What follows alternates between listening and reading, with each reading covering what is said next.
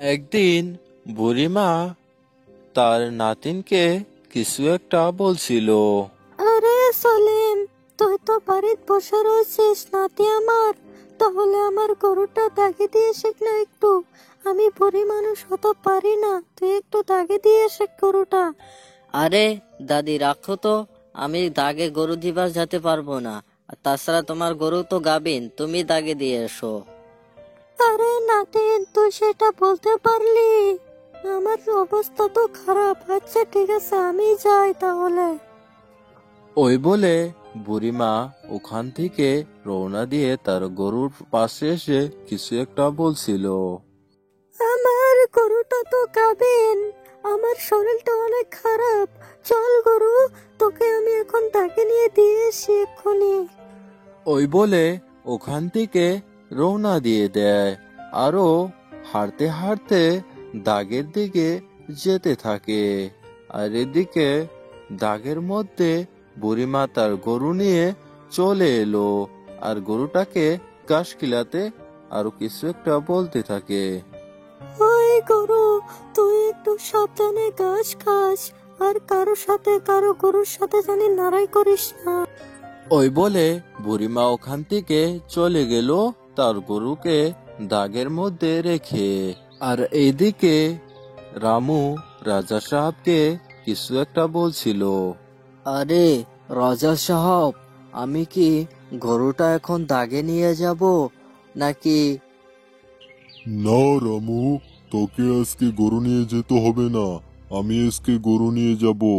তাহলে তুই বাড়ির থাক, অনেকদিন হলো আমার দাগে যাওয়া হয়নি, বুঝছস? ওই বলে রাজা সাহেব হাঁটতে হাঁটতে তার গরু নিয়ে তখন দাগের দিকে রওনা দিয়ে দেয়। আরো হাঁটতে হাঁটতে দাগের মধ্যে চলে এলো। রাজা সাহেব দাগের মধ্যে এসে দেখে বুড়ির গায়ের বাচ্চা হয়েছে।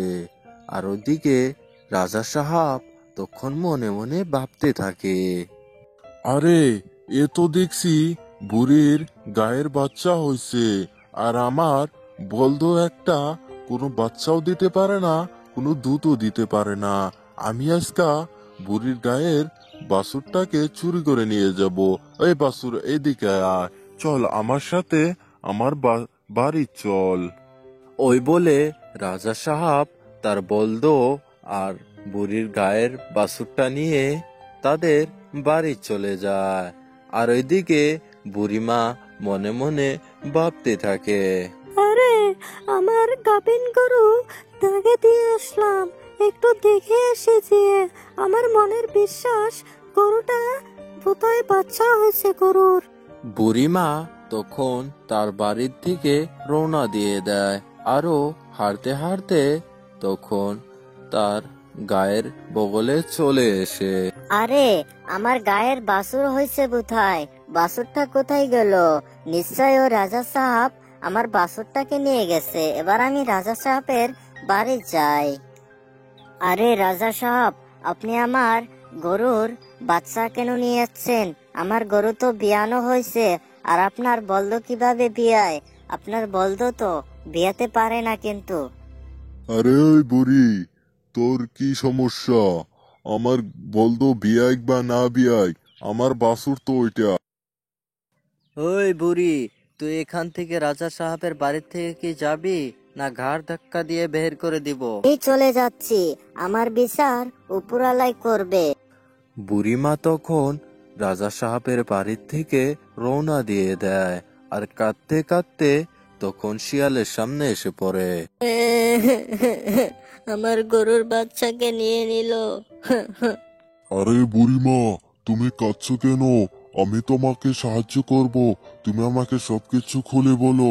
তারপরে বুড়িমা সবকিছু শিয়ালকে খুলে বলে। তারপরে শিয়ালটি বলতে থাকে। আরে বুড়িমা, আমি তোমার বিচার করব। তুমি রাজা সাহেবকে আর গ্রামবাসীদেরকে একখানা করো, আমি সকাল সন্ধ্যায় যাব। শিয়ালের কথা মতো বুড়িমা রাজা সাহেবকে এবং কি গ্রামবাসীদের সবাইকে একখানে করে ফেলে। তারপরে গ্রামবাসীরা বলতে থাকে। ওই বুড়ি, শিয়াল তো এখনো আসলো না। শিয়াল বিচার করব বলে আমরা আসলাম, শিয়ালের বিচার শুনতে এখনো তো আসছে না। আরে তোমরা সবাই চুপ থাকো, এই তো শিয়াল এসে পড়ছে। শিয়ালকে তোমরা খুলে বলো। ওই শিয়াল, তোর আসতে এত দেরি হলো কেন? তুই আমাকে বল আগে। আর বললেন না রাজা সাহেব, নদীর মধ্যে আগুন ধরা দিয়েছিলাম আসতে। ওই মাছগুলো টানে উঠছিল, তাই টানে উঠে আমি মাছগুলো খাচ্ছিলাম। আরে ও শিয়াল, তুই কি আমাদেরকে বোকা পেলি নাকি? পানির মধ্যে কিন্তু আগুন ধরে নাকি, বল। রাজা সাহেব, তাহলে আপনি কিভাবে বলেন আপনার বলদ বিয়ে এসে? আর একটা কথা শোনেন, এই তাল গাছের উপর বাত চড়া দিয়ে নিচে আগুন ধরা দিন, তাহলে বাত হয় নাকি দেখেন। শিয়াল মামা, আমার ভুল হয়ে গেছে, আমাকে মাফ করে দিন। আর বুড়িমা, তোমার গরু নিয়ে তুমি চলে যাও, আমাকে মাফ করে দিও, আমি অনেক বড় ভুল করে ফেলছিলাম, বুঝছো? বন্ধুরা, আজকের এই গল্পটি কেমন হলো তা কমেন্টে জানাতে ভুলবে না। আর আমাদের এই চ্যানেলটাকে সাবস্ক্রাইব করে দাও।